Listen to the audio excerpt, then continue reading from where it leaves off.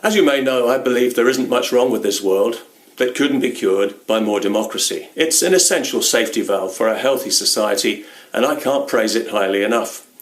And there's never any reason not to vote, because even when there's nobody worth voting for, you won't have to look very far to find people who are well worth voting against, and most of them are not even standing for election. In my case, it could be virtually anyone from the current malignant progressive consensus of PC numbskulls, cultural relativists and petty censors that seems to have the whole of Western society in its clammy grip. Safe space crybabies, left-wing authoritarians, social justice warriors, progressive utopians, whatever these people want from an election, I want the opposite in spades, and then some, purely for the sake of my moral health. You see, I find I'm allergic to progressive values. They bring my conscience out in a rash. So if you think that all cultures are equal and that everything that's wrong with the world is the fault of the West, I vote against you.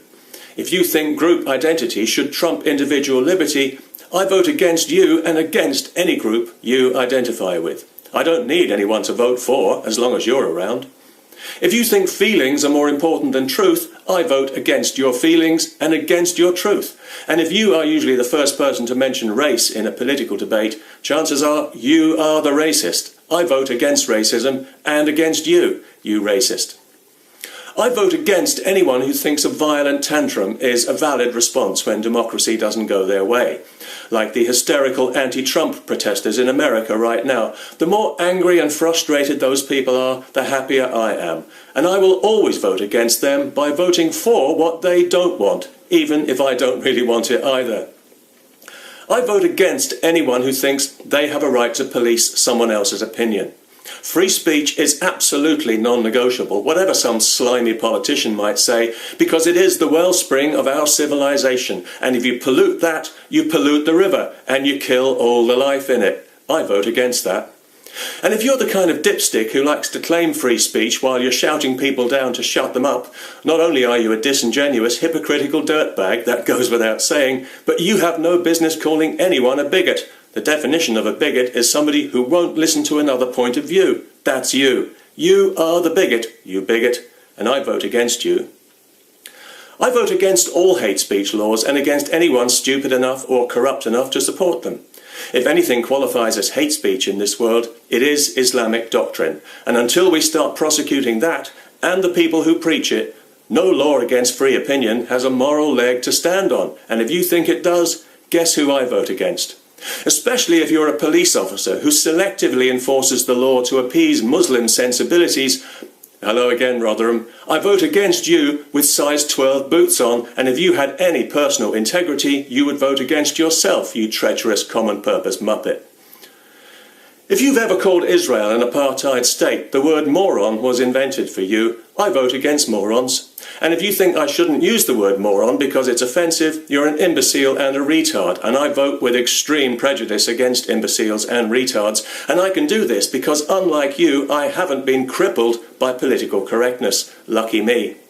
So maybe you're a gay man who supports the Palestinians and you like to go on demonstrations and parade around in your Queers for Palestine t-shirt and little shorts. If Hamas ever got their hands on you, there wouldn't be anything left of you to vote against, you posturing wazzock. But in the meantime, I vote against you with pretty bows on. And if you're a progressive female journalist who likes to show how non-racist she is by blaming all men for Muslim rape and sexual assault, I would vote against everything you stand for, if I thought you stood for anything at all. Besides, you don't need me to vote against you. You've already voted against yourself, and against every other woman in the West, you irresponsible toe rag. I vote against anyone prepared to tolerate any form of Islamic misogyny, including gender segregation at public meetings. And this is just one of many reasons that I vote against Britain's rotten Labour Party, of which I used to be a card-carrying member until they intentionally flooded this country with people from a hostile supremacist culture that is never going to integrate in order to drive down wages and buy the immigrant vote, thereby driving a permanent wedge of division into our society and shafting the working class they claim to represent while calling them racists if they objected, and they're still doing it.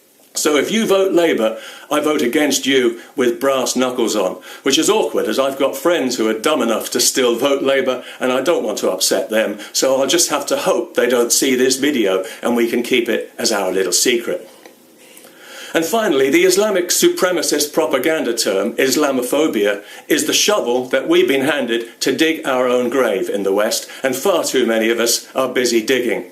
So if you're one of the people who uses this term as if it's a real word, or if you like to call people racist for criticising the religion of special needs, I only wish I had 1 million votes for this one, but the one vote I do have is focused like a laser on voting against every disgusting thing you represent. I consider it to be my public duty because you are the moral scum of humanity and you are an enemy of civilization. I vote for civilization. Now and forever, I vote against you. Yeah, that feels better. See what I mean about a safety valve? Isn't democracy wonderful?